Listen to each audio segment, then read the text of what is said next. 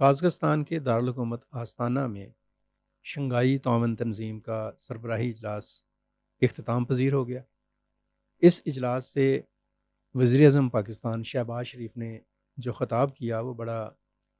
ایک آپ کہہ لیں کہ معنی خیز ہے اور بہت ہی آپ اہمیت کے حامل نکات ہیں جن پر انہوں نے بات کی ہے۔ ایک تو انہوں نے تمام رکن ممالک جون سے ہیں شنگھائی تعاون تنظیم کے، ان سب سے یہ کہا ہے کہ ہم سب کا ایک بنیادی ماٹو اور مقصد یہ ہے کہ ہم علاقائی اور عالمی امن کے لیے مل کر کام کریں۔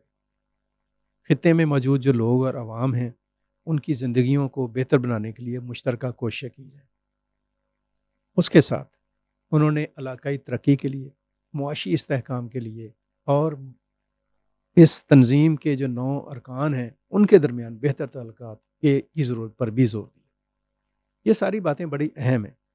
اس کے ساتھ ہی انہوں نے جو بات کی وہ بڑی ضروری اور اہم بات ہے، اور وہ ہے خطے کے امن کو درپیش خطرات، اور ان خطرات میں جو سب سے بڑا خطرہ ہے وہ ہے دہشت گردی کا۔ اور دہشت گردی کے اگر ہم روٹ کاز کی طرف جائیں اور اس کی آپ کہہ لیں بنیادوں کی طرف جائیں تو اس میں ایک تو آپ کہہ لیں کہ ایک جارحیت کا استعمال ہے۔ بد امنی کے لیے جو دہشت گردی ہو رہی ہے اس میں کوئی نام نہاد سیاسی چیزیں ہیں، کچھ جسے کہہ لیں کہ خواہ مخواہ کے ایک آپ کہہ لیں خوف کی فضا پیدا کر کے اپنے مقاصد کا حصول ہے، اور اس کے لیے جو کام ہو رہا ہے، جو استعمال ہو رہا ہے وہ ہو رہا ہے مذہب، خاص طور پر ہمارے خطے میں۔ یعنی مذہب کو آپ اتنے برے طریقے سے مذہب کی تعلیمات کو جو دہشت گرد ہیں وہ انتہا پسندی کے ذریعے سے اور انتہا پسندی کی شکل میں استعمال کرتے ہیں کہ جس کے نتیجے میں تشدد پیدا ہوتا ہے، عدم برداشت کا ایک رویہ پیدا ہوتا ہے، اور مرو اور مر جانے والی صورتحال پیدا ہوتی ہے۔ تو شہباز شریف نے اسلامو فوبیا کا بھی ذکر کیا، شہباز شریف نے دہشت گردی کا بھی ذکر کیا، اور دہشت گردی کے ساتھ جڑے ہوئے انتہائی اہم جو ایک آپ کہہ لیں کہ ایک سبب کا جو ذکر کیا، اور وہ ہے افغانستان کی سرزمین۔ اور یہاں پہ جو بات ہے انہوں نے بڑی ہی ایک منطقی بات کی اور یہ کہا کہ ہم یہ چاہتے ہیں کہ افغان حکومت کے ساتھ انگیجمنٹ کی جائے،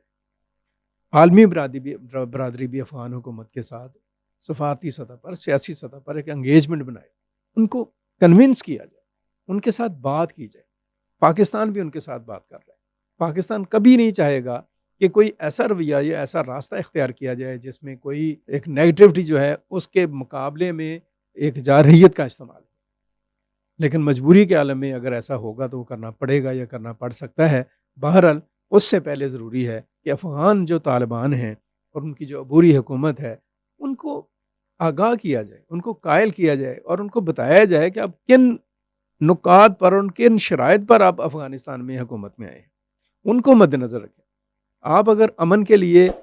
معاون ثابت نہیں ہوں گے، اگر آپ جو آپ کے پڑوسی ممالک ہیں، پاکستان ہے، ایران ہے، ازبکستان ہے، تاجکستان ہے، یہ جو سینٹرل ایشیا کے ممالک ہیں، چین ہے، اس کے بعد رشیا ہے، یہ سارے ملک جون سے ہیں، ان کے لیے آپ کی سرزمین جو بڑی اہمیت کی حامل ہے، اور آپ کی سرزمین سے اگر وہ آپ کہہ لیں کہ ایک طرح سے راہداری کا راستہ نکلے، ترقی کا یا کنیکٹیوٹی کا راستہ برآمد ہو، بجائے اس بات کے وہاں سے دہشت گردی اگر پھوٹے اور شدت پسند اور شر پسند حلقے اور عناصر جون سے ہیں وہ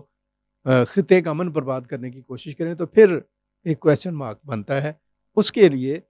ہر لیول کے اوپر کام ہونا چاہیے۔ میں یہ سمجھتا ہوں کہ اس کے لیے افغانستان کو اکانومی کے پوائنٹ آف ویو سے سپورٹ دینی چاہیے، ان کے ساتھ سیاسی بات چیت ہونی چاہیے، سفارتی بات چیت ہونی چاہیے، اور جہاں پر ضرورت ہو وہاں پہ دباؤ کا بھی استعمال ہونا چاہیے۔